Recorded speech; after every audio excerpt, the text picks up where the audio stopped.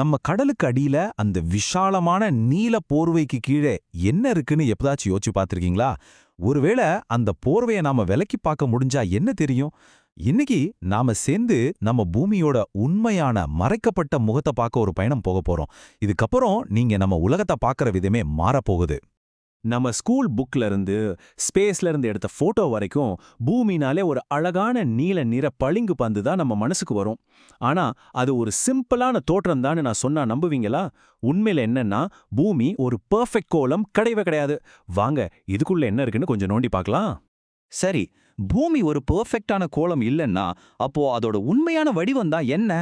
இதுக்கான முதல் க்ளூ விஞ்ஞானிகள் யூஸ் பண்ற ஒரு வார்த்தையில இருக்கு: ஆப்லெட் ஸ்பீராய்டு. வாங்க இந்த வார்த்தைக்குள்ள என்ன அர்த்தம் ஒளிஞ்சிருக்குன்னு பாப்போம். ஒரு சப்பாத்தி மாவை உருட்டி அதை வேகமா சுத்தினா என்ன ஆகும்னு யோசிச்சு பாருங்க. அதோட நடுப்பகுதி கொஞ்சம் வெளியே உப்பி வரும் இல்லையா? கிட்டத்தட்ட அதேதான் ஒரு பிரம்மாண்டமான அளவுல நம்ம பூமிக்கும் நடக்குது. துருவங்கள்ல லேசா தட்டையாவும் நடுல, அதாவது பூமத்திய ரேகையில கொஞ்சம் உப்பலாவும் இருக்கு. சரி, இந்த உப்பல் ஏன் வருது? இதுக்கு காரணம் பூமியோட சுழற்சி தான். பூமி அதோட அச்சுல சுத்தும்போது ஒரு சென்ட்ரிஃபியூகல் ஃபோர்ஸ், அதாவது மைய விலக்கு விசை உருவாகுது. இந்த விசை பூமத்திய ரேகையில இருக்கிற எல்லாத்தையும் தொடர்ந்து வெளியே தள்ளுது.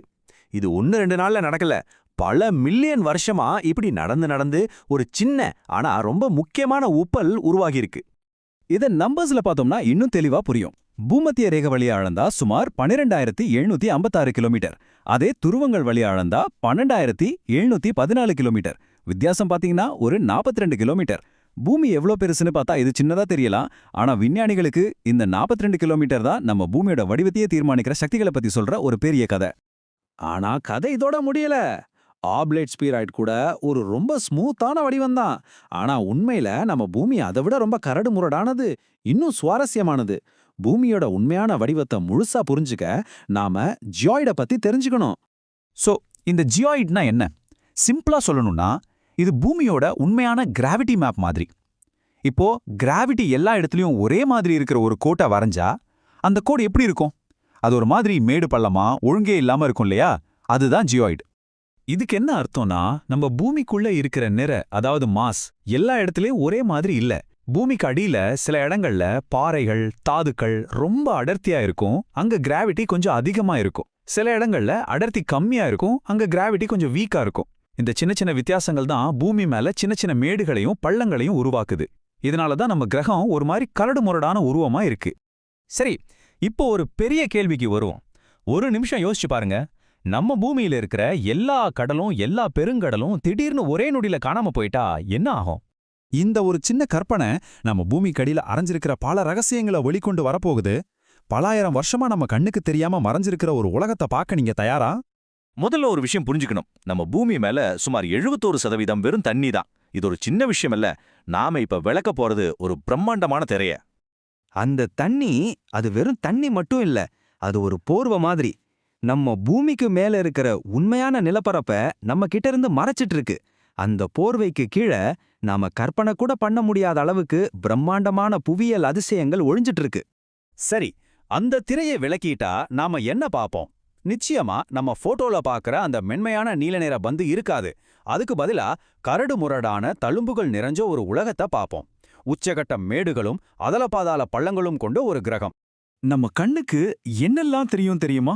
கண்டங்களையே மிஞ்சிற நீளமான மலைத்தொடர்கள், பிரம்மாண்டமான எரிமலை பீடபூமிகள், பல கிலோமீட்டர் ஆழமான அகழிகள். இது ஏதோ பூமிக்குள்ள ஒளிச்சு வச்சிருந்த ஒரு புது கண்டத்தையே கண்டுபிடிக்கிற மாதிரி இருக்கும்.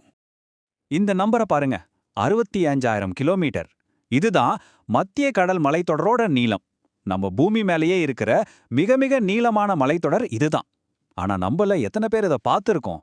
ஏன்னா இது முழுசா கடலுக்கு அடியில இருக்கு. அடுத்து மரியானா அகழி. இதோட ஆழம் கிட்டத்தட்ட 11 கிலோமீட்டர். நம்ம பூமி மேலேயே இருக்கிற ஆழமான புள்ளி இதுதான். யோசி பார்க்கவே தலை சுத்துதில்ல? அந்த ஆழம் எவ்வளோ பெருசுன்னு புரிய வைக்க ஒரு உதாரணம் சொல்றேன். நம்ம எவரெஸ்ட் சிகரத்தை அப்படியே தூக்கி அந்த அகழிக்குள்ள வச்சா அதோட உச்சி கூட இன்னும் 2 கிலோமீட்டர் தண்ணிக்கு அடியில தான் இருக்கும். யோசிச்சு பாருங்க, அது எவ்வளோ பெரிய பள்ளம்னு. அப்போ கடல் இல்லாம போனா பூமி ஒரு உருண்டையா தான் இருக்கும். கிராவிட்டி அதை பார்த்துக்கும். ஆனா அது ஒரு வழவழப்பான நீல நிற பந்து மாதிரி இல்லாம ஒரு கரடு முரடான பாறை பந்து மாதிரி இருக்கும். பல மில்லியன் வருஷங்களா நடந்த புவியியல் மாற்றங்களோட தழும்புகளோட ஒரு பாறை நிலா மாதிரி இருக்கும். சரி, இந்த கரடுமுரடான பகுதியை மறைக்கிறத தவிர இந்த பெருங்கடல்களுக்கு வேற என்ன வேலை? உண்மையில இந்த பெருங்கடல்கள் தான் நம்ம பூமிய நம்ம வாழ்றதுக்கு ஏத்த ஒரு இடமா மாத்துது. சோ நம்ம மொத்தமா தெரிஞ்சுக்கிட்ட விஷயத்தோட மைய கருத்தே இதுதான். பூமியோட வடிவத்தை தீர்மானிக்கிறது கிராவிட்டியும் அதோட சுழற்சியும் தான்.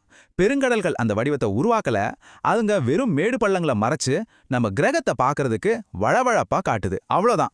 ஒருவேளை பெருங்கடல்கள் இல்லாம போனா நம்ம காலநிலை தலைகீழா மாறிடும். பூமியோட வெப்பநிலையை கட்டுப்படுத்துறதே அதுங்க தான். அதுங்க இல்லனா பகல்ல கொளுத்துற வெயிலும் ராத்திரியில நடுங்குற குளிரும் தான் இருக்கும். நம்ம இப்ப வாழ்ற வாழ்க்கை ரொம்பவே கஷ்டமாயிடும். கடைசியா இதுலேருந்து என்ன தெரியுதுன்னா, நம்ம பூமி எவ்வளோ ஒரு ஸ்பெஷலான இடம்னு தான். இது புவியியல், ஈர்ப்பு விசை, தண்ணி, அப்புறம் உயிர், இது எல்லாத்தோட ஒரு பெர்ஃபெக்டான பேலன்ஸ். இந்த பேலன்ஸ் தான் நம்ம பூமியை இந்த பிரபஞ்சத்திலேயே ஒரு தனித்துவமான அழகான இடமா மாத்துது, இல்லையா?